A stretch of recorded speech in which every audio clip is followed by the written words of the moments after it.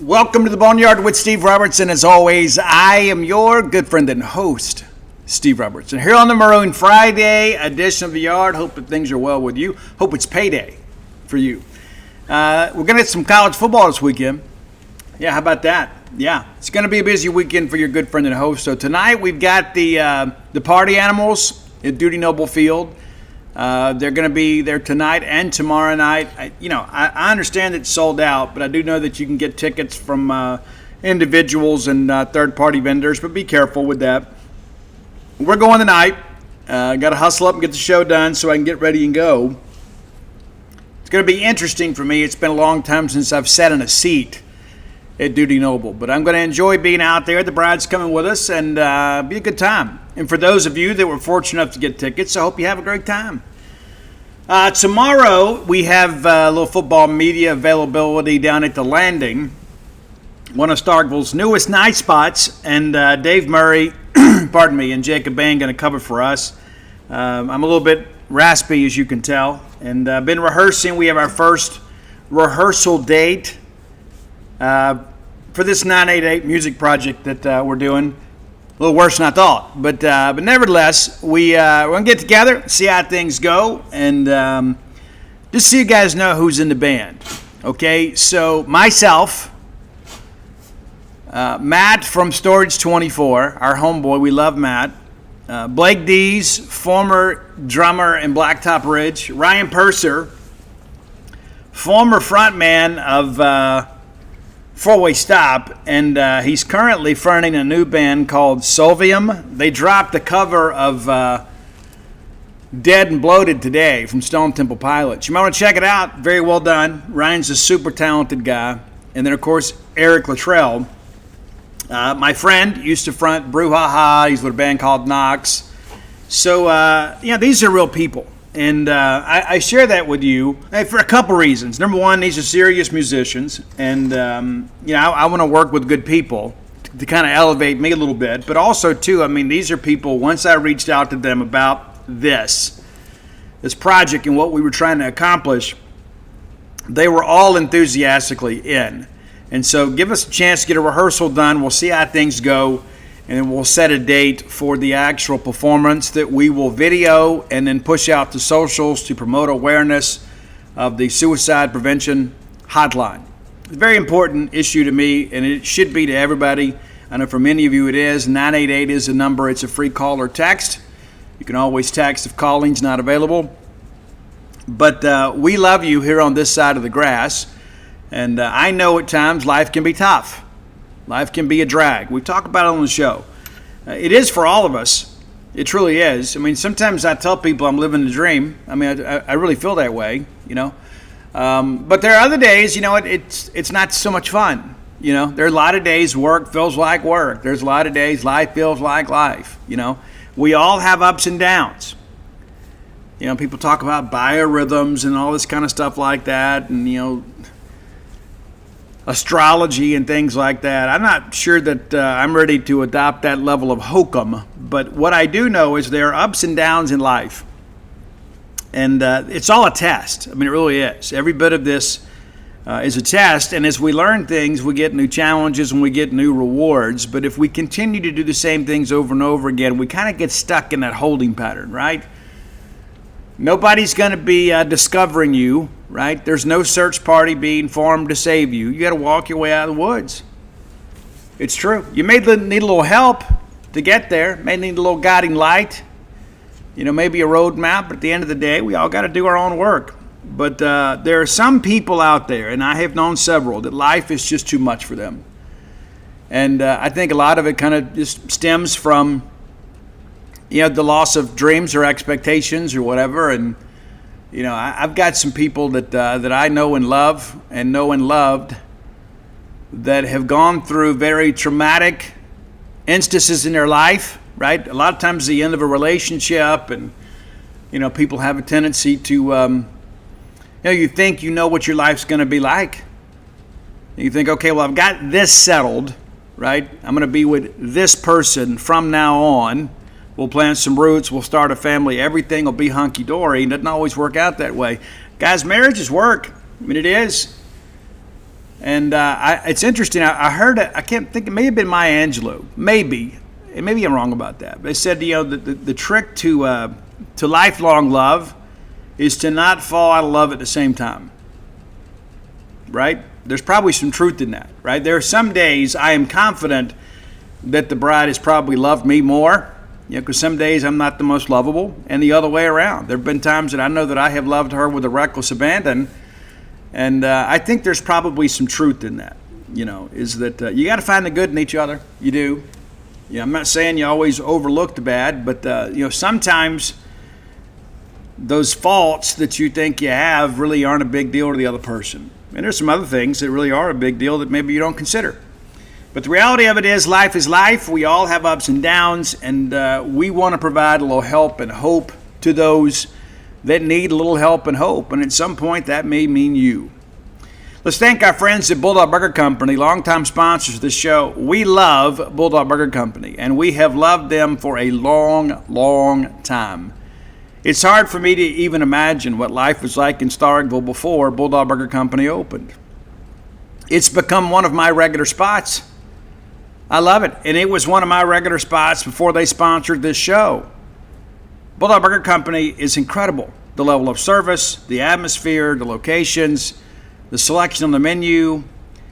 Some days I feel like eating really fresh. And what I mean by that is like some green leafy vegetables and things like that. Sometimes you just got to do that. Sometimes you're just kind of craving a salad. My go-to salad is the grilled BLT salad at Bulldog Burger Company. It doesn't matter what everybody else has on special or whatever. When I want a hearty salad, that's what I get. Now, you may like it fried. I'm not judging. It's okay. I always give mine with ranch dressing because I'm from South Mississippi. It's kind of in the Highway 98 Ten Commandments. But nevertheless, I love it. But the main reason that I go is because of the burgers. A great restaurant quality hamburger sometimes will cure everything that ails you. There's just something about putting your feet under their table and letting them just kind of take care of everything. It just kind of makes the day a little easier to deal with. Not to mention, I don't just eat for nourishment. I eat for enjoyment. You should too. You're going to enjoy your meal at Bulldog Burger Company. 3 great locations to serve you: University Drive in Stark Vegas, Gloucester Street there in Tupelo, Lake Harbor Drive in the Richland Flowwood area. Have the spring rolls at your appetizer. They'll make you and everybody around you better looking. It's on the menu. It is. It didn't trust the science. And get that chocolate shake to go. You can ride that ride home with a smile. Bulldog Burger Company, the place where people go to meet. M-E-A-T. All right, big news in the world of SEC football. Kind of unexpectedly yesterday. Give Ross Dellinger a lot of credit. That's Mississippi State alum Ross Dellinger. Ross kind of put it out there that, hey, they were going to be voting on this. Maybe Ross knew, but I didn't think the vote was coming that quick. And what's interesting is they have kind of been proposing the SEC should make the move to a 9-game schedule for about 4 years now. And every year, the votes have gone the other way. And one of the reasons why, there's really multiple reasons why. We've discussed them on the show many times before. Number one, if you play a non-conference week, you got a chance to go 16-0. You play that 9th conference game, the best you can do is 8-8, which may knock somebody out of the playoff, which in turn would cost the league money. The second part of that is ESPN has not been willing to put up enough money to make it worth the league's while. Now we learn they have voted for the 9-game, and I think this is like the first shoe to drop in some respects. I think the next thing you're going to find out is the SEC is probably going to have 4 automatic qualifiers in a playoff. I don't think you make this deal if you're not protected, if that makes sense. And, of course, the more teams that make the playoff, the more money goes into the bowl pool and ultimately into Mississippi State's pocket. So I'm going to give you the pros and cons of this deal as I know them right now. Things change, right? The first thing I would say is there have been many years, and I mean many years, when we have needed those 4 non-conference games to be bowl eligible. And some people would say, well, Steve, we've got to graduate beyond just hoping to be bowl eligible. Well, that sounds really cute. That's just not the reality. It's just not. Got one of the lowest budgets in the Power Four, and certainly one of the lowest of the SEC. And every time that we decide to raise the price on something, there is blood in the streets of Starkville. And so, yeah, we're going to have to continue to invest. We're going to have to go out there and continue to find donorship and things of that nature. But, yeah, it's going to be more difficult for us to be bowl eligible. We're going to have to really get some things going. And you say, but Steve, how can you say that? Well, it's not me saying it. It's history saying that, right? Now, with the Power 5 mandate, so that was the thing before, is if we went to 9 games, we would drop the Power 5 mandate. Well, told yesterday that as of now, that is contractually impossible because the Power 5 mandated games are part of our inventory for the ESPN deal. So those games have been already accounted for and in some respects compensated for. And so if, let's say for an example, we decided to go to 9 games and we're going to drop the Power 5 mandate, or Power 4 mandate as we call it these days, then we could be in breach of that contract, which wouldn't be a great thing. So this Power 5 mandate may not be a permanent fixture, but it is under the current deal. And so once that deal is ready to be negotiated, again, that's one of those things that we'll look at. We will look at it and just kind of see how things go. Now, with us playing 9 conference games, that means that half the teams in the league are going to have 4 home SEC games. The other half are going to have 5. Now, that'll rotate year to year, but as it stands right now, you have 4 home SEC games and 4 road SEC games. So every other year, you're going to have 5. And then when you begin to factor in the Power 4 mandate, you begin to kind of wonder how many home games you might actually have.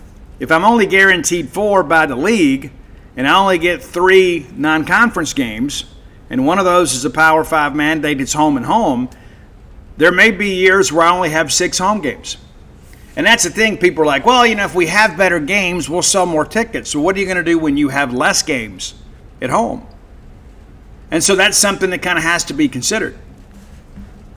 Now, looking back here at our history, and I guess to be fair, because just so you guys know, from, let's see, in 1981, I guess we'll back up a little further. We'll go to 1980. Okay, 1980, we won 5 SEC games. Are you aware of that? Yeah, so way back in, we'll go back even further. So Alan McKean won 4, 4, and 5. We did not win 4 again until 1955 when Darrell Royal, in his second year in Starkville, won 4. Wade Walker had 1 year where he had a winning record and he had 4 SEC wins. In 1957, a year that Mississippi State ended up 14th in the country. Flip ahead there, the next time that we had 4 was Paul Davis in 1963. We went 4-1-2 in the league that year. Of course, we're not playing 9 games, But, yes, you'll have more opportunities. But we did not win 4 or more for 17 years. Had to get all the way to 1980 in John Bond's freshman year. We won 5. Then we won 4, and then we didn't win 4 again until Jackie Wayne Sherrill got here in 1991. So almost a full decade there. Yeah, it actually was a full decade. And then Jackie won 4 the next year. We go 4-4 in 92. Both of those years we go to bowl games, right? In 94, we went 5-3 in the league. Of course, the league had expanded at that point, so you're playing the 8 conference games. So State wins 5. And guess what? We went to a bowl game. In 97, we went 4-4. Didn't go to a bowl game. Remember that? We lose the Egg Bowl, the Corey Peterson thing. Yeah. And Ole Miss goes to the Motor City Bowl. Played Randy Moss, Chad Pennington. In 98, we won 6. Went to the West. Went to Atlanta. 99, we won 6. 2000, we won 4. And it's amazing that 2000 year, there was so much angst against Jackie Sherrill. I never quite understood that. So we didn't win 4 again. Again, that's in 2000, the Snow Bowl. We didn't win 4 games again in the SEC until 2007 under Sylvester Croom. And then Dan Mullen began to do it with a little more regularity. But you think about 2009, we went 3-5, but we were a better team, and everybody knew it. 2010, we go 4-4 in the league. 2011, we won the Music City Bowl and finished the year 7-6. Do you know what our SEC record was? 2-6. 2-6. And we ended up with a winning record overall. 2012, we win 4. Go 4-4 that year. Should have been a better year. It wasn't. 14, of course, we win 6, which is the school record. In 15, we drop back to 4. 17, 4. 18, 4. And all these years, we're going to bowl games. 2019, we won 3. Went to a bowl game. Lost the Music City Bowl. In 2020, we played a 10-game SEC schedule. Went 3-7 in the regular season. We were guaranteed a bowl game. We won that. Went 4-7. 3-7. So a 10-game slate, which in many respects is kind of what you're facing now.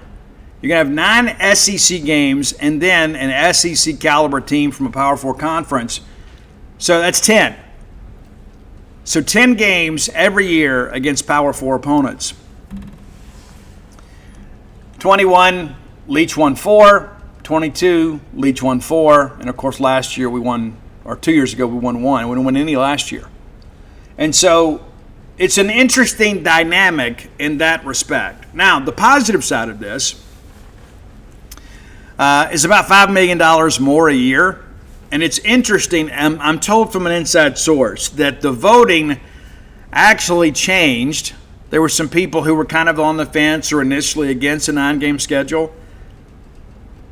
Their opinions changed after the House settlement. And if you think about this aspect of it, if we're going to have to pay $21, $22, $23 million every year to student athletes, well, here's $5 million we didn't have before. So that's $5 million that we can just take from ESPN and just put it right into the revenue sharing account. That's less money we got to go out and raise. That's less people that have to lose jobs. You're seeing it all around the country now. And so that's the driver in all of this. I know other people are going to go out there and say, well, when you look at the playoff resume, we're going to get those teams in the playoffs anyway because we're the Southeastern Conference. It's going to happen anyway. We didn't go make it a more difficult path to the playoff just to appease the Big Ten. This is about money. And it's money that we need. And yes, the path for us for bowl eligibility and to the playoff are going to be much harder beginning next year. But the reality of it is everybody is somewhat cash poor right now. Everybody. And I think that's something that we have to kind of consider as well. We are facing unprecedented times in college athletics. And there are going to be some things that we do and things that happen that aren't going to maybe make sense in the short term. The flip side of this is, and again, this is one of the more positive things that happens, is it allows us to put greater distance from a facility standpoint, things of that nature, against Big 12 and ACC opponents. Teams that we're going to recruit against, and of course geography always plays a big factor in that, but there's going to be a greater separation between the Big 10 and the SEC from the ACC and the Big 12. Now, the next step in this, as you guys know, there's already some chatter out there that some ACC teams may be joining the league down the road, and that's something else to kind of consider too. As it stands right now, your 2026 schedule, we don't know our SEC pairings, and of course that now changes. But right now you've got Minnesota and Troy on the 26 slate. So what that means is that we'll go to Minnesota and Troy comes here, and then you have 9 SEC games. So we have a non-conference game we got to pick up somewhere. Don't know what that's going to be. Is that an FCS team? Probably. Probably. You can play one a year. Probably. That's the way to go. Because your Power 4 game is on the road. And then you've got a 9-game SEC schedule. So you need to go schedule a win there. It's true. You got to get some playing time. And it's not just about that aspect of it, right? You got to get those young guys some PT. You got a week that maybe you can get healthy, And so that's what we look at the next year. What does that mean kind of going forward? Well, you're kind of looking ahead to 2027. It's the same scenario but flipped, right? You got Minnesota coming here, and we're supposed to go to Troy. And that was one of the things yesterday. Somebody says, well, I guess we don't have to go to Troy. Well, we don't have another game because you still got to have 3 non-conference games to fill out the schedule. So, yeah, I still think we end up going to Troy. That's the thing that I think, that maybe perhaps some people at Mississippi State knew that this was a real possibility sooner rather than later. So rather than put ourselves on a contract that we have to buy out, we didn't do it, which is a good use of our money, right? We won't have to use the extra $5 million that we're getting out of this TV package to buy out those deals. Now, another positive on this side of things is the fact that we only have to pay now for like 3 games a year, right? I mean, obviously the Power 4 mandate is like a home and home, but we don't have to go out and buy and rent-a-wins every single year. Where before we used to have to go do 4, now you don't. Now all you got to worry about, is 3 non-conference games, and one of those is a Power 4 mandate. And so that's pretty much going to be, 6 one way, half a dozen the other. So there's going to be a minimum of 1 less contract that Mississippi State has to write and pay for each year to facilitate a football schedule. So that's some money, too, we can put in the bank. Because we're the ones writing those checks, right? I mean, like you may do a 2-for-1 deal with Southern Miss or 2-for-1 deal with Troy. We'll see how things kind of progress with that kind of going forward. But, rather than having to do all these one-off games from time to time just to get 4 non-conference games, we don't have to do that anymore. But, yes, there's a lot of concern about this. And, again, short term, I think it's a real issue. And I think about, like, Jeff Lebby, right? I do believe Zach Selman believes in Jeff Lebby. I don't have any question about that. I mean, he hired him, but I don't think that his confidence in Jeff has wavered at all. I think this year you got to go out there and show some progress, though. I mean, we go 2-10 again. We're going to have a coaching change. I mean, I don't think there's any question about that. We got to go show some progress this year. But that's one of the things that so many of you said and felt that maybe after this year our SEC schedule would kind of soften up a little bit. We've had some very difficult schedules. And it's a difficult one again this year. It's always difficult when you're Mississippi State. It is. But that was the hope, is like, you know what, hey, let's say we win 5 or 6 this year, and then next year the schedule may flip in our favor a little bit. There's some other people within our league that have very favorable schedules. Maybe that works in our favor next year. Well, now, when that's time for that to happen, we're adding the non-conference game, the 9th conference game. And so any chance of, it's so funny, we don't play Alabama, LSU, or Auburn this year, which I wish we did play Auburn. Oh, that's cool. Well, we're going to give you Georgia, Texas, and Florida, right? And so unless they're going to give us Kentucky and Vanderbilt, you know what I'm saying? It's going to be a difficult schedule. And there's all this talk about the 3 permanent opponents, and there's a lot of speculation out there that it'll be Kentucky, Ole Miss, and Texas A&M. I'm fine with that. I'm fine if Arkansas is one of them. Ole Miss is going to be.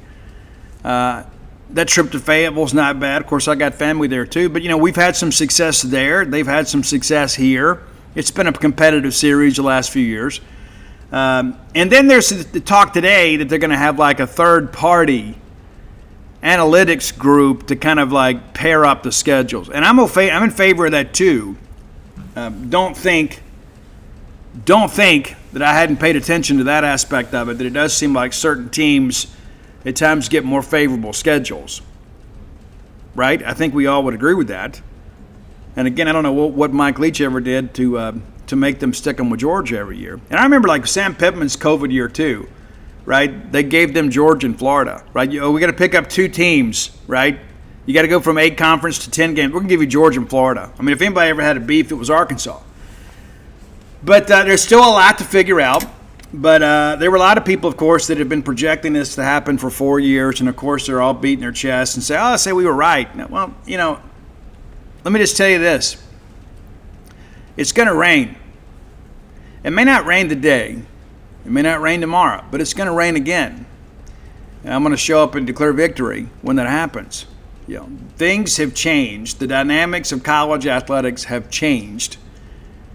And I guess in many respects, if you're a college administrator, I don't think most fans have any clue how serious the financial landscape is right now. You got a chance here to pick up $5 million more and probably save yourself several $100,000 buying a non-conference game. It works out to be almost $6 million in savings or earnings. When you've got to write a check for $20.5 million this year and it's only going to go up every time the TV deal goes up, the rev share number goes up too, right? And it's like, hey, we're having to pinch pennies here. Well, here's what we'll do. We'll give you guys $5 million if you do this. It's kind of hard to say no, right? And that's the thing you begin to think about too. Like, the money that we get, the bowl revenue that we all share, it all goes into one pot, right? And so us getting this $5 million in addition to all that stuff makes good sense for us. But it's going to be more difficult to win football games. I mean, that's just the reality of it. And again, I read all the comments, guys. I do, and people are like, well, we don't need to lower the hurdles. I'm not asking to lower the hurdles, but we don't have to raise them either. And that's the thing that I think so many people, it's just like we had a discussion on our message board about this over at genespage.com. You can join today for 50% off the annual subscription rate. Somebody said, I think it's a good thing. And I asked him, I said, I want to have an open dialogue with you. Why is this a good thing? Why do you think this is a good thing? Listen, I don't have to corner the market on correctness. I could be totally wrong, right? I'm willing to admit that. That's what long-term recovery has taught me. I may be wrong. Somebody says, well, I'd rather see a good game. Well, the first word in that sentence is I. I would rather see a good game. My question is sometimes what we want as an individual is not what's best for Mississippi State. Not to mention we already have the Power 4 mandate. And we're still going to have FCS games too. Matter of fact, it's probably going to be an even bigger deal now. So those games aren't going to go away. It's kind of like the analogy, and I made this on the message board. It's like, well, I'd rather Mississippi State sign a less lucrative apparel deal so I can get a different brand of polo shirt. And that's really what you're saying. Oh, we shouldn't renew with Adidas. We should go with this group. Well, they got to make us a deal that's comparable. They got to give us a competitive deal. Well, I just don't like Adidas. Okay, so because you don't like Adidas, we should switch. Guys, I don't wear Adidas either. But I want Mississippi State to make the best deal it can for its own financial well-being. I don't wear a lot of polo shirts either. But I don't even think I have an Adidas polo shirt in my closet. I got some draft fit stuff.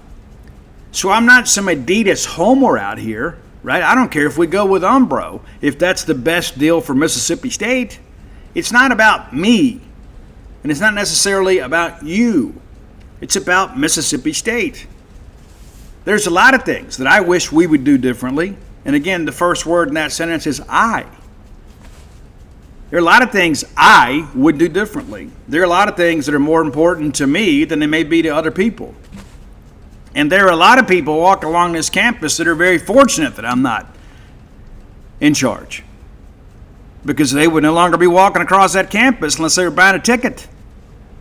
I want what's best for Mississippi State. I want the best coaches. I want the best staffers from start to finish. And sometimes in the past, we've had some administrators that have hired people because they'll, quote, never leave us. I don't even care about that. I absolutely don't. We need to hire the best people. And one of the reasons a lot of those people will, quote, never leave us is because they can never leave us. I want talented individuals that come here and improve this situation as best they can. And when they leave, that gives us an opportunity to hire somebody else of comparable value. We can say, you know what, here's a career path. Now, we need some lifers. I'm a lifer, right? We need some people at Mississippi State that kind of know our traditions and things of that nature. But we can't have a staff full of them. We can't have a campus full of those people. You got to have ambitious people to move the needle. It's like we talk about, it's so interesting. It's so interesting to me. Some of the people that talk so much about the poor old mentality are the same people that praise some of these people that really don't do anything because they're their, quote, friend. You know, it's a principles before personalities type deal, right? Either you do the job or you can't. We got to hire the best people possible. And that's one thing that I have always felt when I've never tried to hire and promote in my own image, even before I was in media. I want to hire people that have skill sets that I don't. Right? I don't want to be surrounded by a bunch of yes people. I want people that are going to challenge me and make me be better. That's an important aspect of business. You know, it's just like we used to have this thing. It's so funny. You know, we used to have all these MITs when I worked for Hollig Myers. And, you know, you went to college and you got an MIT program. And I worked my way up from the bottom. I worked my way up from being an outside. I was a telephone collector and then an outside collector and eventually a credit manager. I worked my way up from the grassroots. And I'm very proud of that. I understood it, worked on the sales floor, did it all. And we used to call those MITs know-it-alls that can't do anything. And we have some of that at Mississippi State. We have a lot of people that, I mean, like, it's so funny, offended by everything, ashamed of nothing, right? You've heard that adage and that meme out there. We've got some people like that. We have some people that really don't do much and don't contribute a whole lot, that think an awful lot of themselves. It's true. And so when I think about all of this stuff as we kind of move forward, that's one of the things about Mississippi State I wish we could change. I want everybody involved, again, from the cleaning staff to the coaching staff, to feel like this is the best job they've ever had or the best opportunity. If they don't love it, then leave it. That's my absolute feeling on that. If you don't love Mississippi State and you don't want what's best for Mississippi State, then Mississippi State is better off without you. That's as simple as I can put it. All right, it's time for our Close with Blair Player of the Day. You know, Blair Chandler is our friend in the mortgage industry. You never know when you may need a great mortgage loan originator. Don't overthink it. Sometimes life throws you a curveball. Maybe it's a relationship change, a job change, or a life change that you're unexpecting. Let Blair do some of the heavy lifting for you. Here's the number, 601-500-2344. Again, 601-500-2344. Give Blair's near 25 years of experience and expertise working for you. There are a lot of people out there vying for your business, and maybe they're going to overcharge you with fees, and maybe not give you the best rate that you deserve. Blair is a person of integrity. He is also a bulldog. He listens to this show. He sponsors this show. He rides a wave of emotion just like you do when it comes to Mississippi State sporting events. I like to keep business in the family. I suggest you do too. Let's support each other. Whether you're looking for your first home, your next home, or your retirement home, or perhaps that game day condo, which could prove to be more affordable than you think, Blair's a name to know. Visit his website, closewithblair.com. That's C-L-O-S-E with Blair, B-L-A-I-R. Or call direct, 601-500-2344. Our player today is going to be Ethan Pulliam. Ethan's a guy that we like a lot. When we first moved to Starkville, my son played soccer with Ian. He was a phenomenal soccer player. I really thought he had a future in soccer, and everybody's like, no, it's baseball. And then he played baseball and now football at Mississippi State. He was an outstanding kicker at Starkville High School. Also a great athlete. Your kickers are athletes too. Sometimes people forget that. I don't know that I'd want Ethan Pulliam hitting me in the open field. I don't think he's going to be a liability in punt coverage in that respect. But I hope he doesn't have to punt much. But when he does, I hope he absolutely kills it. He appears to be the leader in the clubhouse, heading into next weekend's game against Southern Miss. And again, I hope he punts me once, twice a game, because I hope that we're so prolific offensively. We don't need a lot of punting. But when we do, Ethan Pulliam is a young man that can flip the field. We love Ethan Pulliam. We love the family. Chris, everybody's great. Great people, great family, great Bulldogs. Very fortunate to have Ethan Pulliam as a part of our Bulldog family. All right, now time for today's Top 10 list, brought to you by Calido Guitars. That's CALIDO Guitars.com. You owe it to yourself to go do some online shopping, even if you're not quite ready to make a purchase, because we all need goals in life, and sometimes you got to reward yourself, right? You may be sitting around waiting for somebody else to buy that new axe for you. Yeah, don't.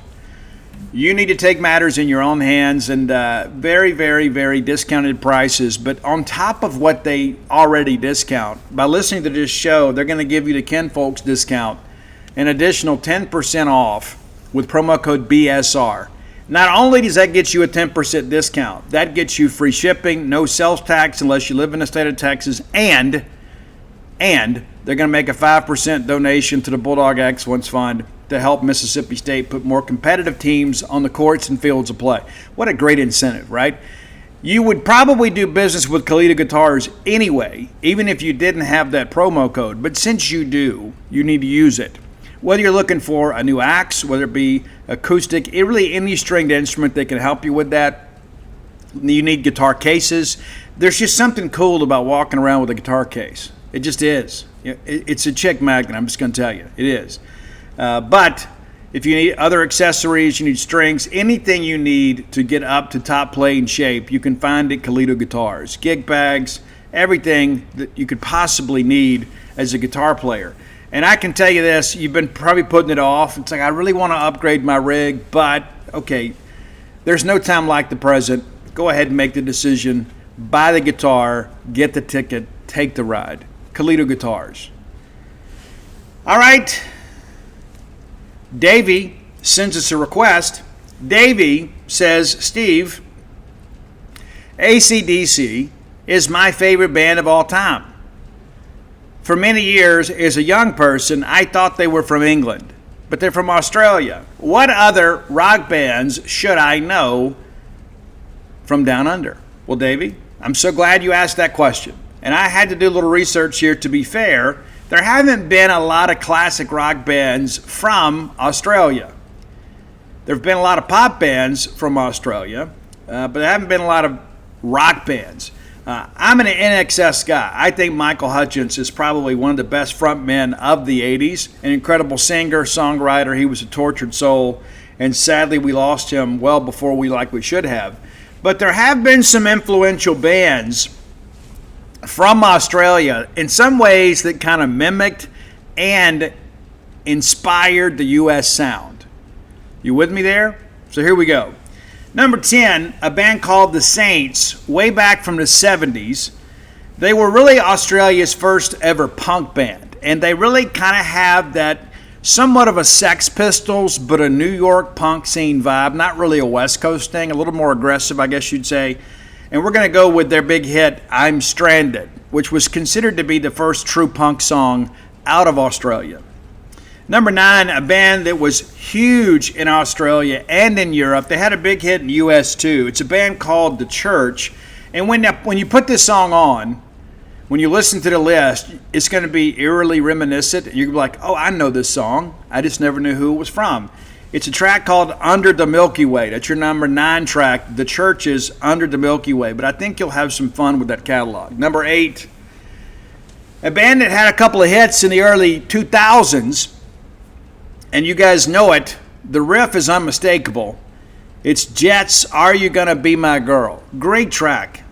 Absolutely great track. And I like all the Jet stuff better than like Mr. Brightside. I know everybody gets together and sings that, and it's a song about being a simp. And listen, I get it. That's not really what I identify as. Maybe you do. But Jets, Are You Gonna Be My Girl? I think that, a better track. Number 7, very influential band. And you're going to know this song, and many of you didn't know that it was a cover. It's the band Rose Tattoo, which really had a lot of LA vibe, but they weren't really glam, right? They were just kind of straight ahead, kind of punkish, but really more just kind of straight ahead rock and roll. Rose Tattoo still outperforming. They had a big hit with a track called Nice Boys. Nice boys don't play rock and roll. I'm not a nice boy, and I ever was. You say, Steve, that sounds familiar. Well, it should. Guns N' Roses covered it on their live album, Live Like a Suicide, and also on GNR Lies. Axl Rose and Izzy Stradlin says when they first found out about Rose Tattoo, they knew exactly what they wanted to do with life. Number 6, a band that has had a huge career. Not so much in the States, though. Now, if you guys were with us at UNO's Lakefront Arena, Kiefer Arena, when Soundgarden came through on the Super Unknown Tour, you know this band because they opened the show. It was a 3-band night. It was Soundgarden as the headliner. It was Reverend Horton Heat in the middle, and a band called UMI opened up. And maybe you weren't especially impressive with them. They had a lot of attitude. I remember they played the final song. The guitar player just kind of threw the guitar up in the air, and they walked off the stage. Berlin Chair is probably their most recognizable song. But if you like that alternative grunge sound, and what I mean by that is they were in the grunge era and had some similar tunings. However, some of the composition of the song was a little more reminiscent of like the 120 Minutes show on MTV. It was a little more alternative.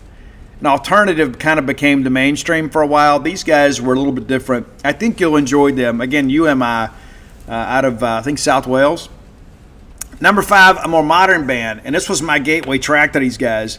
They have had a great run here the last 15 years or so. A lot of attitude with this band. They're not really a scene band. And they have a little more of the aggressive vocal. It's a band called Parkway Drive, and we're going to go back to the beginning, and we're going Vice Grip, which is their first big hit in the United States. Now, the top 4, I think we probably all would agree. We may not agree on the order, but we will agree on probably the bands and the songs. Now, some would consider band number 4 a bit of a one-hit wonder.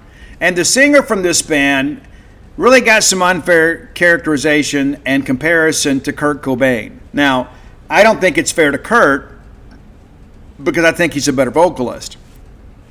Because he had blonde hair and they were on MTV at the same time, they kind of got lumped in. We're talking Silverchair and the great track Tomorrow off that great album Frog Stomp. If you don't know it, you should.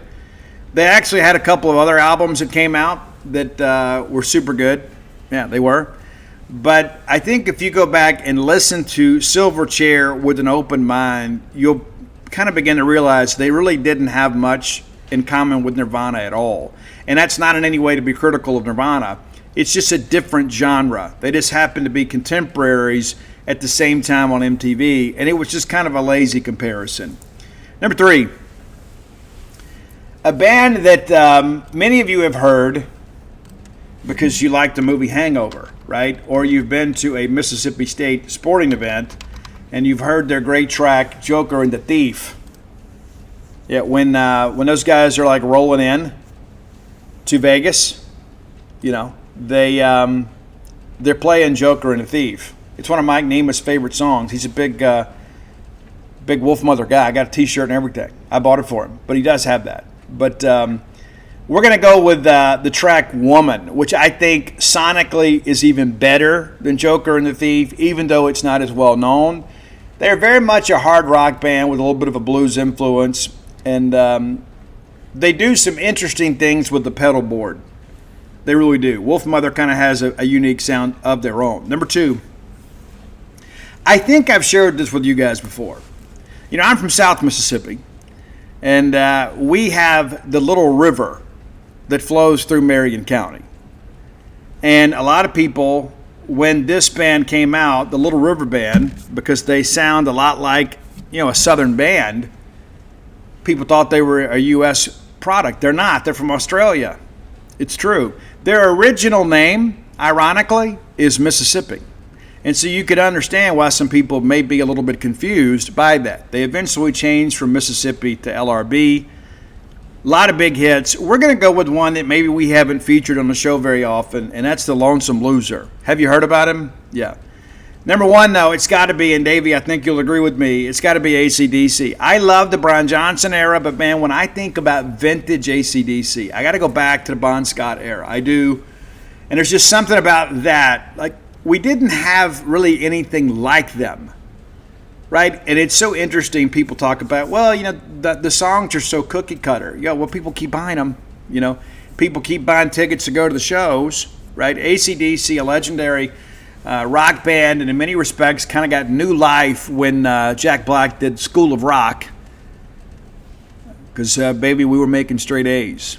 But we were stuck in the dumb days. But we're going to go with Long Way to the Top, which is also featured in that great movie. I remember my oldest, Ani, who plays, I think, 8 instruments, or can play 8 instruments, I remember watching that, and he was like, I want to learn how to play.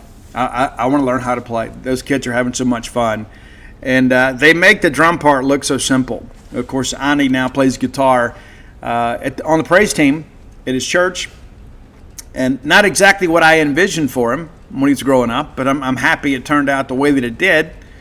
But, named him Ani, gave him a stage name like right at birth, right? Ani Robertson. It's a cool name. It is. And when he was growing up, he used to say, I have to spell it every time I tell somebody what my name is. But when he got a little bit older and began to date college girls, they thought that was super cool. Ani, that's right, O-N-I. Great name. And again, very much inspired by the movie School of Rock, which is a classic. I think everybody knows it. And it turned a new generation of kids onto music from the 70s that is just simply legendary. It's true. Ned Schneebly, right? Ned, and Sarah Silverman was in it too? I think that's right. Yeah, she was the girlfriend. But nevertheless, that's your top 10 rock bands from Australia. In my estimation, you may see it. We didn't have Ice House because they were a one-hit pop wonder. We didn't have them. There are a few other bands out there that have kind of made a name for themselves, but this is the ones I decided to go to. So if you have ideas for the top 10 list, and we've had a great run of suggestions here last few weeks, and we appreciate those suggestions. Just hit me up on social media at Scout Steve R. Roy Samonti, my friend, keeps the list flowing for you guys on Spotify. He's trying to get caught up, but Roy's a busy guy. But nevertheless, you can find him on social media and on Spotify at Dogmatic67. That's DAWGMATIC 67. And again, we're happy to do your list. If we haven't done them already, we'll do them eventually. And if we have done your list, if we can find it, I'll send it to you, and you can enjoy that. I want to thank you guys so much for your support. Out of the top 10 lists and of music, I'm looking forward to making some music tomorrow. I'm not going to lie about it. I'm looking forward to making some music. It's been a long time. It has been. I've been rehearsing a lot. Like anything else, you begin to work some old muscles you hadn't worked in a while. You get a little sore. So we'll see how things progress. But super excited about it. It's super cool to just kind of get in the room with a bunch of dudes that can play and just make music together. Like, even if you don't do anything with it, it's just very therapeutic.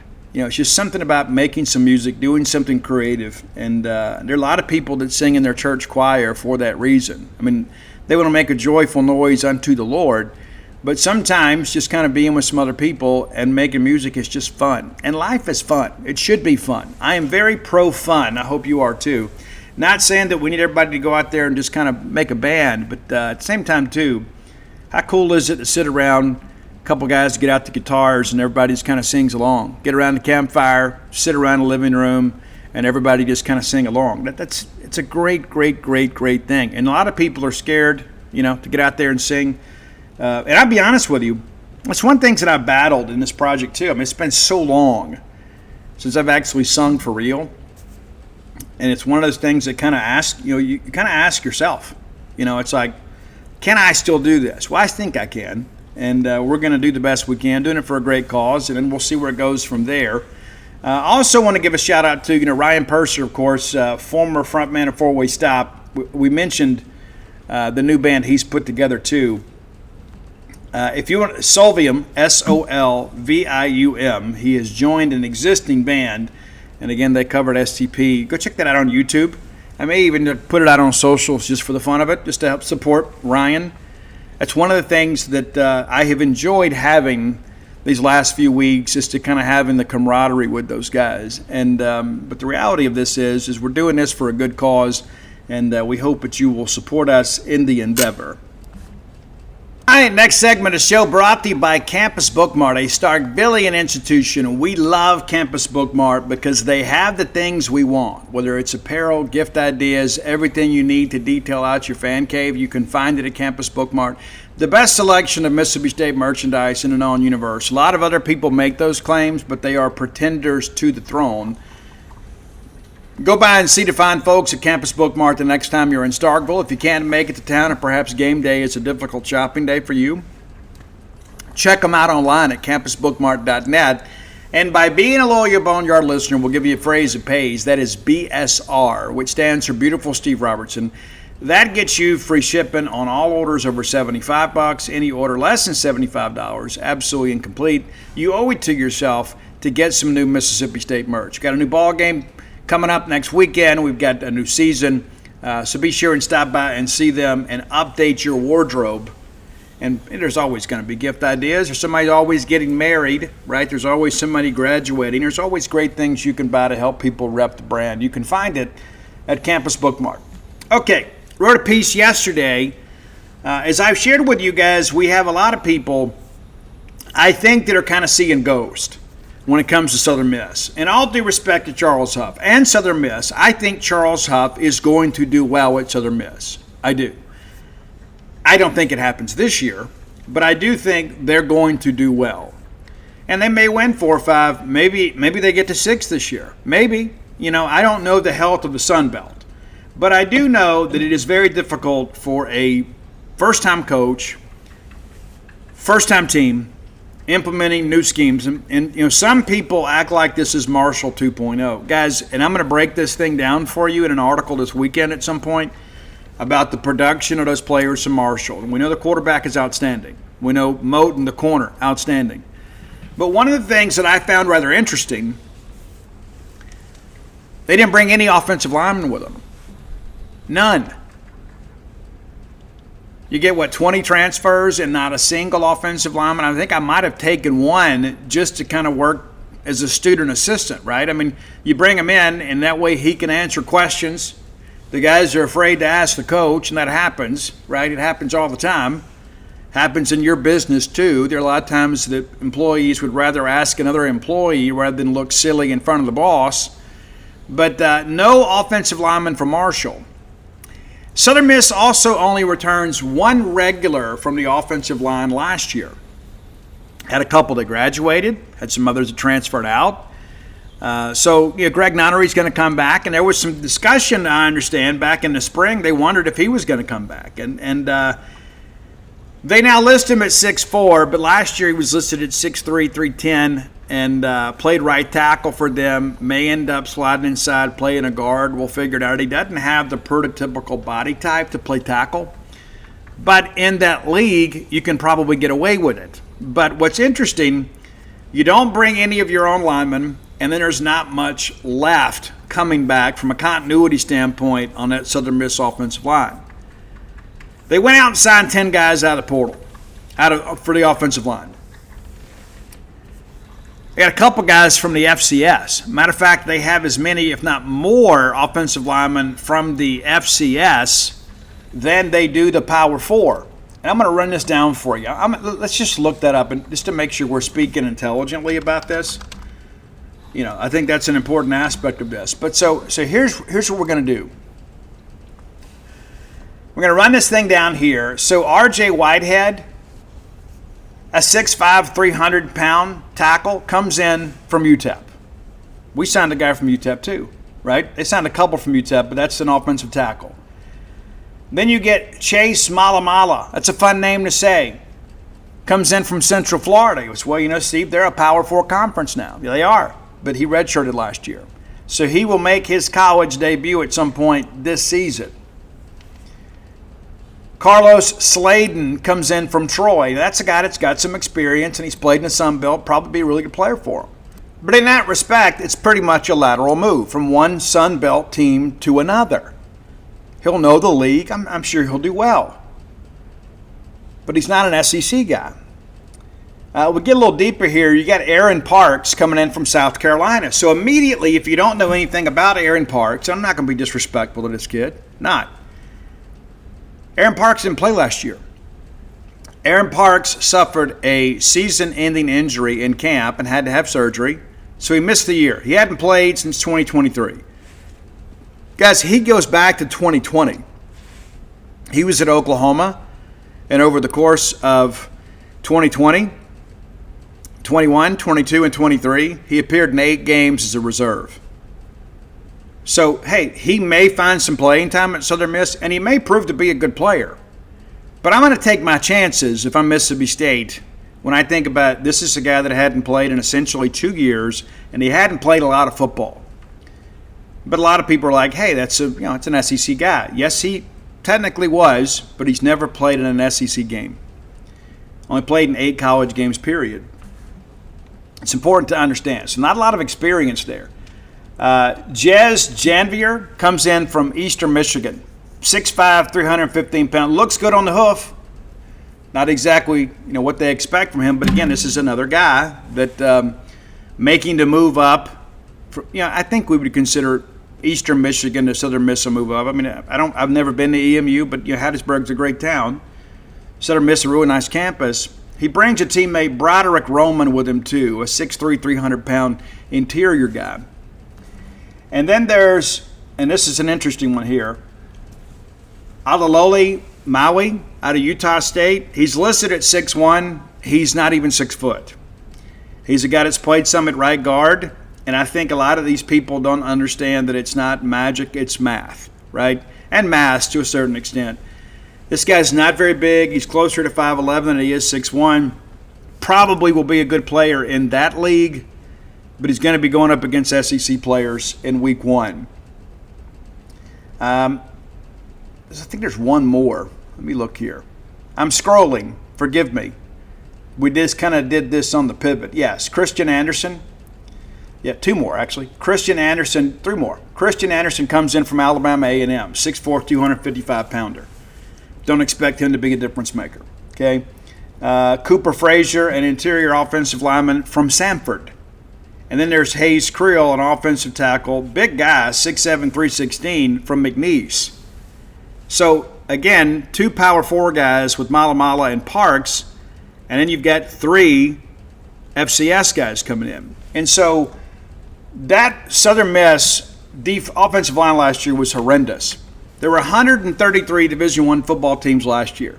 Southern Miss finished dead last in D1 football with tackles for loss allowed. Almost 10 a game. So you would say, you know what? They needed to renovate the offensive line, and I agree.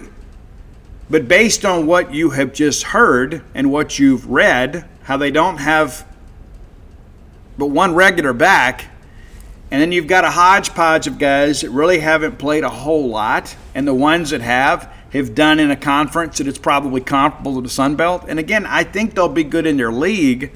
Number one, you got a dynamic playmaker quarterback, but I think Mississippi State, from a defensive front standpoint, this is probably a good situation. We've got a defensive front that's trying to find some confidence to try to get a sense of itself after getting absolutely blistered last year. And we've got a lot of new pieces there too. So there's going to be some communication issues on our side as well. But I think I would rather, right, have the defensive guys that are kind of figuring it out than the offensive line, right? That's my feeling. Now, the flip side of that is, and I haven't done the numbers on Southern Miss's defensive front yet, and I will at some point this week.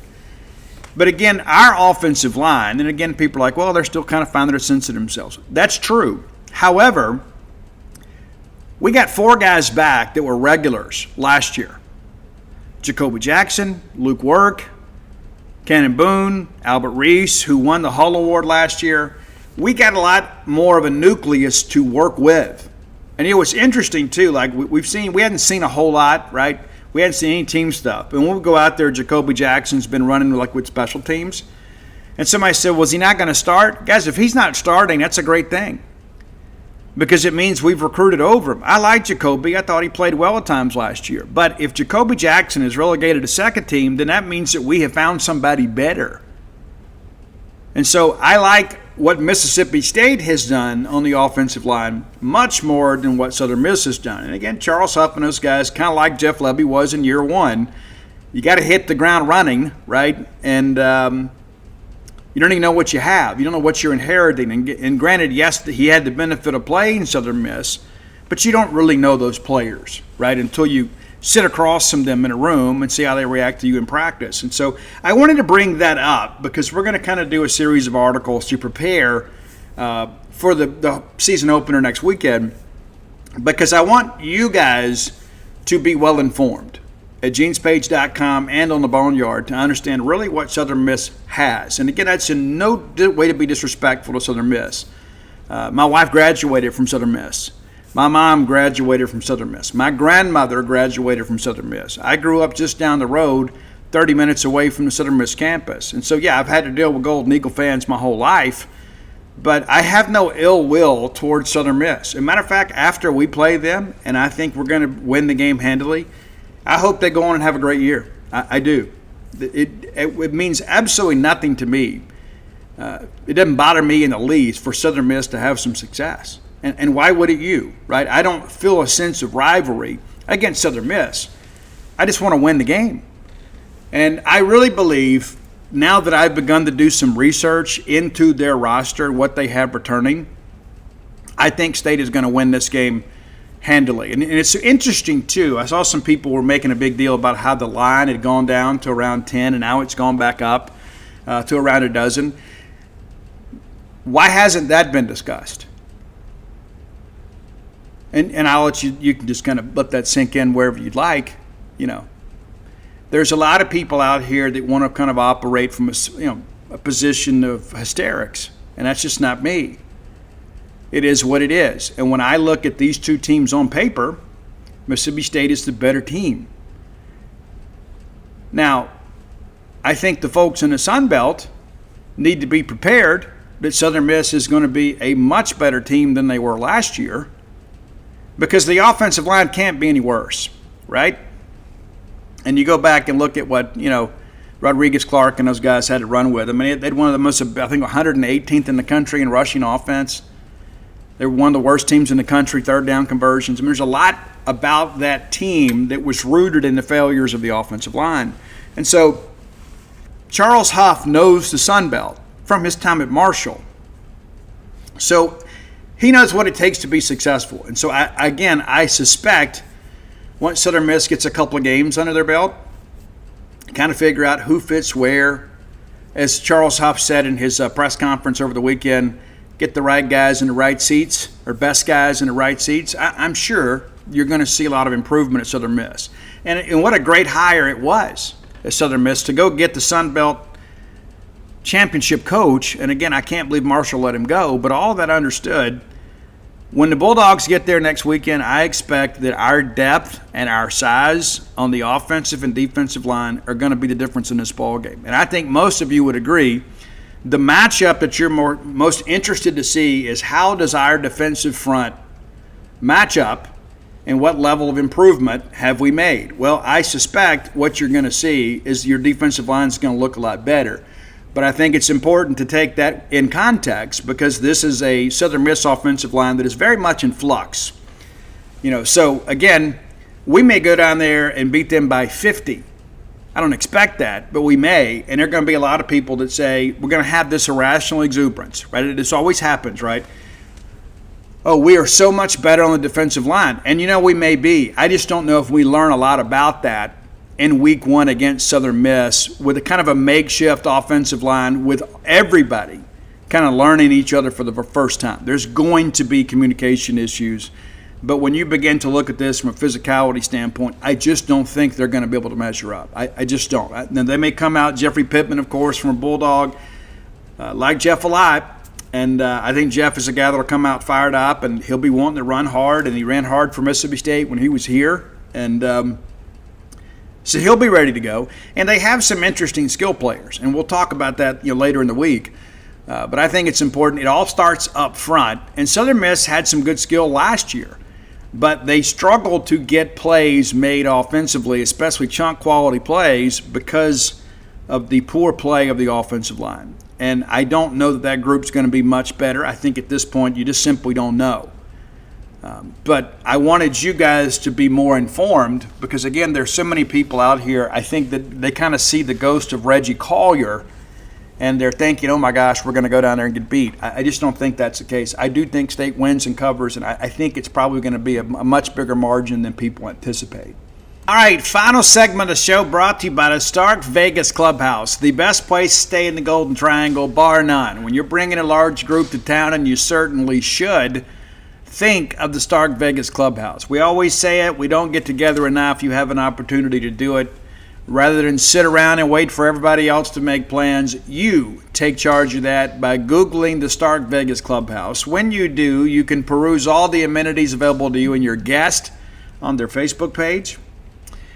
In addition to that, some booking options are going to pop up, Airbnb, VRBO. But if you want to save some money, book through the Evolve website and use promo code BSR10. That's BSR, the number 10, 10, gets you 10% off your stay. Full service kitchen, wet bar, incredible back porch area, the fire pit area, 6 bedrooms, 3 baths, just 5 minutes away from the Mississippi State campus. It is a dream come true to have a facility that nice in this area. It is the old renovated country club clubhouse. It's still standing and doing better than ever. We've stayed there. I can give you personal testament about what a great place it is to stay. And here's the thing, it's not just about the venue. As great as that is, it's about the time spent with the people you love and care about the most. So make some plans yourself to stay at the Stark Vegas Clubhouse, whether it be a ball game weekend or a work retreat or whatever. They're open 365 days a year. It's not just ball game weekends. It is always available to you and your guests. Be sure and check it out today, the Stark Vegas Clubhouse. Okay.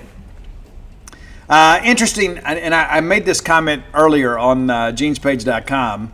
There was a big to-do, some time ago about the line of the Mississippi State Southern Miss game going down to around 10 points. Oh, it opened at 13.5 and it's down to 10.5. Well, it's back up to 12.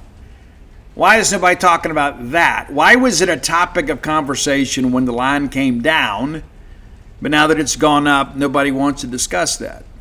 I think it says more about the people maybe having the discussion than it does the actual line, or of Mississippi State for that matter. There's a lot of people that people love to characterize them as unbiased observers. They are not. Neither am I. I'm very much a pro-Mississippi State person. But when people speak negatively about Mississippi State, I take that personally. I do. I think Mississippi State is capable of great things. And that's one of the reasons I wanted to close the show with this, is because I don't think Ole Miss is better than us. They've had a couple of better seasons than us in recent years. But when I think about this 9-game schedule with the SEC and the Power 4 mandate, and I don't know how long that lasts, the Power 4 mandate that is. But if they can do it, so can we. And I think one of the things we have to do is we can accept things for what they are and what they perceive them to be. And rather than make excuses for ourselves, let's just make strides towards fixing it. We have done some things, obviously. We finalized plans for the IPF. Obviously, we've made some enhancements. We will have the opportunity as media folks next week to see all of the game day enhancements ahead of the season opener. And so we'll do our best to get you guys that information. If you are on the fence about coming for the Arizona State game, let me encourage you that you need to get off the fence and just get some tickets and come on. Many of you are season ticket holders already, but we need a capacity crowd. And for those of you that are on the fence about going down to Hattiesburg next weekend, I'd encourage you to get off that too. Last time I looked, I think the high is going to be mid-80s down there. I think that's right. Right around 1 o'clock, it'll be the hottest part of the day. May get up around 90. It's not anything we're unfamiliar with. But we do have some older fans at times that it can be a real challenge, and heat can be very, very, very, very serious for them. So I understand that, but I had somebody tell me earlier that less than 5,000 tickets remain. And what does it hold, 35,000 maybe? And so I expect it to be probably a 50-50 crowd. I'm sure the Southern Miss students will turn out. It'll probably be a great turnout for their students. I don't know how much that matters. And again, there's not a great home field advantage down there because it's not a huge facility, but it can be one of those things that takes some getting used to. But I've been to many games at M.M. Roberts and seen Mississippi State win down there multiple times, but we got to go put our best foot forward. And we'll learn a whole lot about Southern Miss in the week ahead. You know, a week from today, we'll be making our trip down to Hattiesburg to stay with friends, and we'll get up and have a great breakfast there at the Midtowner, and then we'll go over and watch Mississippi State beat Southern Miss in a collegiate football game. But I am more confident today about us winning that game than I have been at any point in the offseason. And the more research that I do about Southern Miss, the more confident that I get. And so I think that's one of those things that happens is sometimes people just automatically make assumptions without doing any research. So I'm doing it for you. Let's look ahead to tomorrow, too, the college football schedule. We kind of touched on that earlier this week. When you get up in the morning, you're going to have the opportunity to watch College Game Day for the first time this year. And then you get a Power 5 football game for breakfast, or brunch, as we say, as Iowa State and Kansas State play in Dublin, Ireland. Kansas State currently a 3.5-point favorite there. That'll be an interesting ball game, and that's a great one to start too. I mean, how many times do we get those nondescript games to open the season, and we're just so eager to watch college football? You get a Power 5 game right out of the gate, first game of the year. I'm excited about that. Idaho State will be at UNLV. Be the debut of Dan Mullen as the head coach of the Running Rebels. That's going to be played in Vegas. The Running Rebels a 26.5-point favorite. You know Dan Mullen. He's never been a huge fan of lines, but he does like to win big.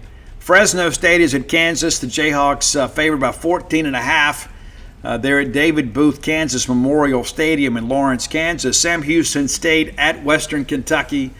That's a 6 p.m. game. And then Stanford at Hawaii is your nightcap. That's going to be on CBS Paramount Plus. But ESPN will have the opening broadcast. I don't know. I don't even see any broadcast information about Idaho State and UNLV, but with so many streaming platforms out there, you'd think somebody will carry it. And then the Kansas game will be on Fox, Western Kentucky on CBS Sports Network, and then CBS Paramount for Stanford at Hawaii. What's interesting, too, that Stanford game, Stanford wasn't great last year. Hawaii a 2.5-point favorite there. But all of the home teams are favored, as one would expect. And, of course, Iowa State and Kansas State on a neutral field in Ireland. And I suspect that any American in that neck of the woods has probably got tickets to go to that ball game to see some real American football. And how cool is that, right? I am just so eager for our fans to have something to cheer about. And there have been some really good things that have happened in the offseason. We've talked about the plans for the IPF, the LED lights. That's something that a segment of our fan base has been extremely vocal about. And as I reminded you guys, Zach Selman, in the offseason last year made it kind of seem like it might not happen this year. Well, it's happened this year. And again, I can't wait to see it because we deserve a great game day atmosphere. I don't like people that just say, well, we just got to accept things as they are. I think that is the enemy of innovation. And I commend Zach Selman for finding a way to get so many good things done. And then, of course, we've got different helmet options this year. I'm a big proponent of the interlocking MSU, as you guys are well aware. Glad to see those things have happened. And so the thing that I would say is for those that have been often critical, well, now we're kind of getting what we want, right? So we have to respect that and show up. That's an important part of this. There's some people that are going to complain for the sake of complaining. There are other people out there, it comes off as complaining, but it's really they just want what they feel is best for the university. And we're not always going to agree on that.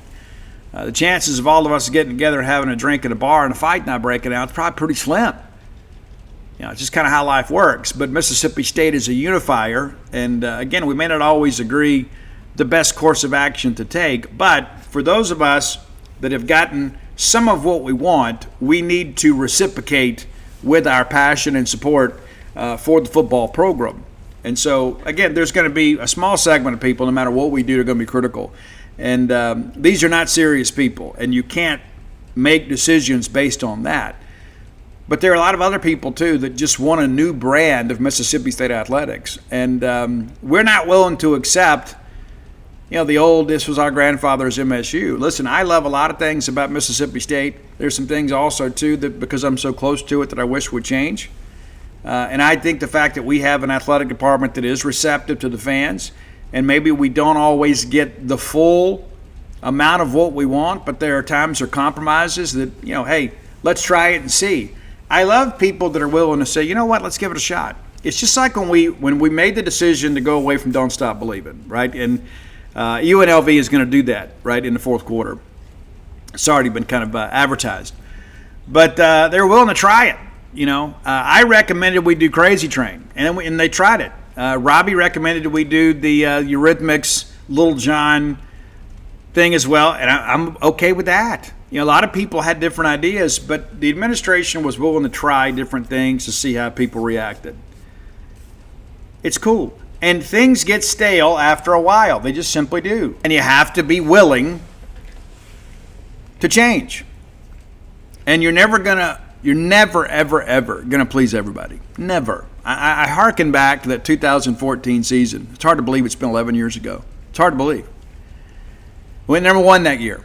And I remember we were number one in the country and undefeated. I remember making a post. There were people complaining about defensive backs and complaining about this. And, the university's not doing this. And it takes too long to do this.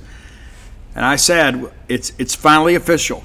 We are number one in the country and undefeated, and we have still found things to complain about. Life is short, death is certain. That's not to suggest that we shouldn't speak our minds and we see things that could be improved. We certainly should. But now that we are on the precipice of a new college football season, my hope is that we can get united behind the maroon and white banner, right? It doesn't matter to me what helmets we wear down in Hattiesburg. It doesn't matter to me what color uniforms we wear down in Hattiesburg. I wouldn't wear black considering the heat, but that's just a fashion choice, right? And for personal comfort, right? I'll probably wear them black myself. But my point being is we need something to cheer for. Of course, we have been elated with the hiring of Brian O'Connor. And there were so many people, too. Like once we got in the loser's bracket down at Florida State, it was kind of like, I just want to get it done. Let's just kind of move forward. Let's end the season. We probably have reached our ceiling. And let's go ahead and start the Brian O'Connor era. And so we've had that to kind of occupy us a little bit. But it has been a long time since we have had some real exuberance about sport.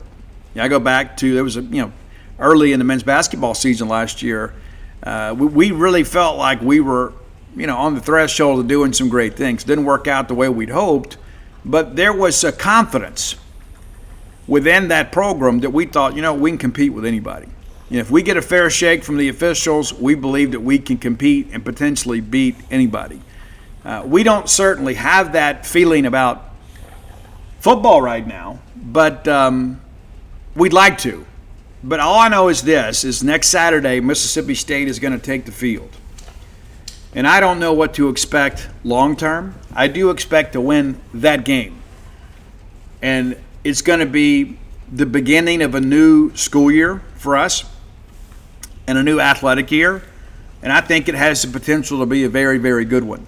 And Zach Selman, in some respects, I think kind of got here at the wrong time. Even though I think he inherited a pretty healthy athletic department, there were some decisions that had to be made. And obviously, he kind of took his time, did his due diligence, and kind of got his legs under him before he did anything. But I think we have a real opportunity to probably have the best athletic year, school year, that we've had so far in the Zach Selman era. You got year two under Jeff Lebby, and it's for the first time in 3 years we've had the same head coach in back-to-back years. I think that's an important aspect of things. You got Chris Jans and Sam Purcell signed to extensions. You got Samantha Ricketts coming back after a good year last year, and then of course soccer team won the SEC last year, and we're back. I covered the season opener last night as the Bulldogs win 3-0 over Jacksonville State. It's going to be a different team. I mean, we're not going to be a team, I think, that competes for an SEC championship this year. I don't know if we have the same size and length that we did last year. And last night was encouraging, but we're going to find out what we've got on Sunday as we take on Wake Forest, a team that was national finalists last year, lost to North Carolina in the national championship game. And so that's going to be a tough, slow sled for us to kind of go through. But the reality of it is you're not going to stay on top forever. And who knew last year that we were going to have the season we had? We thought it'd be a good year. It turned out to be the best year in school history. But we're going to provide coverage and do what we can to support Nick Zimmerman and our players. And I encourage you to do the same. Going to soccer games is fun. It truly is. And even if you don't know a lot about the game, again, many of you cheer for the logo. So it doesn't really matter what's happening. If Mississippi State is playing and certainly playing well, our fans have always responded to that. But we need a good year. We absolutely need a good year. And again, I think the steps have been taken to ensure that happens. But you know how it is when football season doesn't go well. It's like everything has this dark cloud upon it. It's just kind of how things work. I mean, it's tough, man, going out there on Saturdays and seeing, the stadium half filled. It is. And I don't blame people for staying home. I wish you'd come out here and be a part of it. But, when the product is not good, a lot of people are like, I'm just going to stay home and watch it. I'm not going to spend the money and go up there and pay a 2-night minimum and eat out every night. I get it. I understand it. But I wish it wasn't that way, right? I wish that we would have a big year this year. But we desperately need something to cheer about. We need a major sport to do some things this year that we think, to kind of make a bit of a statement, right? And I think that's an important aspect of this too sometimes, is every year is a new opportunity to do something historic. And I don't just mean calendar historic, because everything is history, right? But to do things that are memorable. And my hope is that's our case this year. And when we get back on Monday, we'll talk a little bit about the party animals and all that good stuff and everything that happens at Duty Noble over the weekend. And then we're going to kind of lock in and get ready for SEC play, beginning of football season. And we'll see some SEC teams in action next weekend. And it's going to be fun. And again, I hope you guys have a great weekend this weekend. And if you don't have all your honey-do stuff done, you're running out of opportunities, right? So before you get all your tailgating supplies together, please ensure that you have everything done around the house so everybody in the family can approach college football season with a sense of exuberance rather than some resentment because all these summer projects didn't get done. So let's get some things done this weekend, and then we'll prepare to kind of veg out for about 4 months on weekends. Again, cooler weather is on the way, and I can't wait for that. I'm a fall guy, even though we only get about 2 weeks of fall. I don't mind the cold weather as much, but, man, I tell you what, I love when football weather is here, when you just kind of feel that chill in the air and you know that football season is here. I know a lot of our high schools are getting underway tonight, and we wish everybody a very healthy season. And everybody can't win the state championship, but everybody can go make some memories that'll last you a lifetime. And we hope that that's really the case for each of our programs around the great state of Mississippi and beyond. And we wish all of our verbal commitments and our recruiting targets the same level of success, that everybody can go out there and on senior day say, you know what, I gave it all. I gave it all for my school, and now I'm ready for the next step in my career at Mississippi State. But a lot's got to happen between now and then. It's going to be a very, very busy few months, and the holidays will be here before we know it. It just seems to me it's so crazy. You look so forward to college football season all year long, and it's like gone in like an instant. It's just so crazy to me. We spend 365 days a year covering college football. We have something about football every day, whether it's recruiting stuff or notebooks or coaching changes. I mean, it has become a full-time endeavor, and then the actual season itself just seems like it's over in like a weekend. That's how it feels. When we're winning, you know how it goes. When we're winning, it's like you can't wait to get back to Davis Wade Stadium or wherever the Bulldogs are playing to cheer on the team, and you clean out your cowbells and you get ready to go. That's a lot of fun. And when we're not playing well, it just kind of drags on and you endure it. But I commend those that have been there all along these last couple of years, because I understand it's been a real taxing situation on our fan base. It certainly has been. But no matter how you feel about the state of college athletics, your team is about to kick off the 2025 college football season.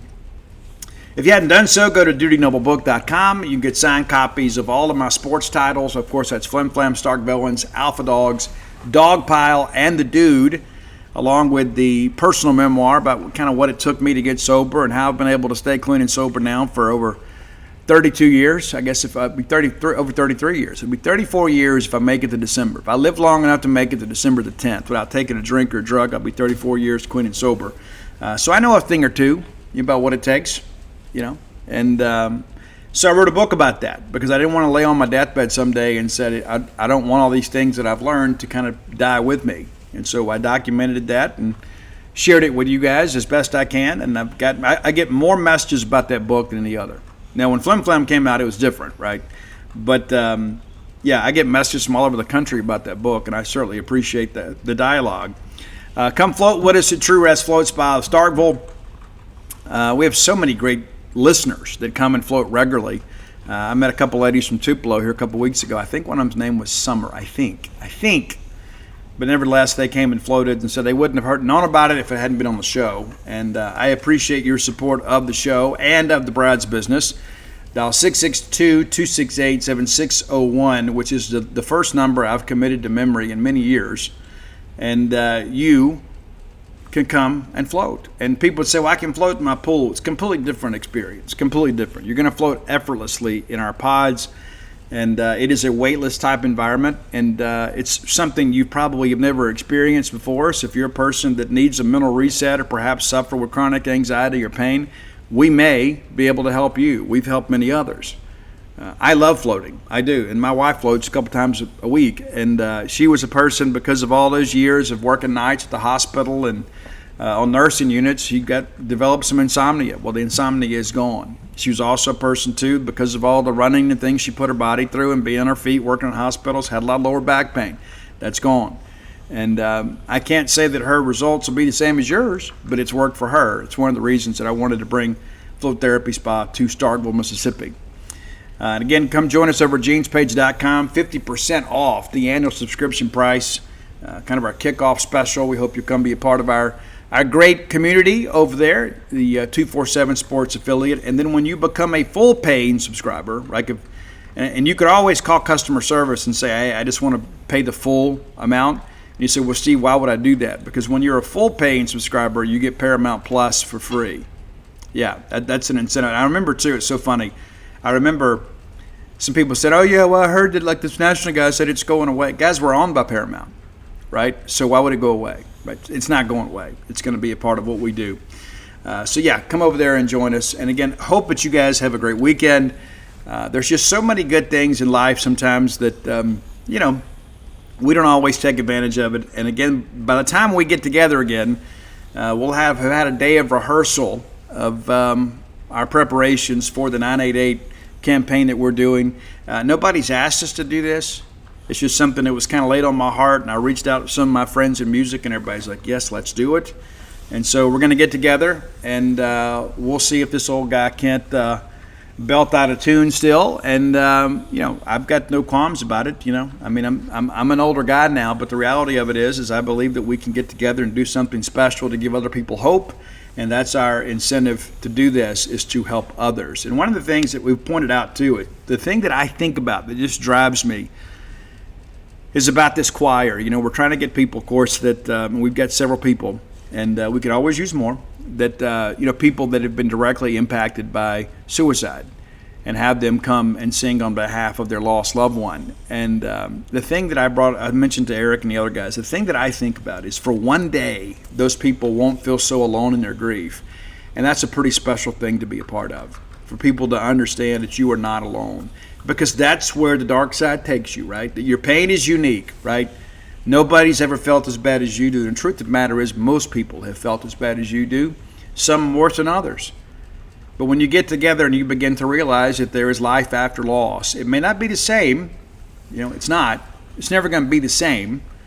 But the reality of it is you can still have some good days ahead of you. And I think part of this, when I think about my friend Scott Sorensen, the artist and founder that died, he was one of my first friends when we got sober.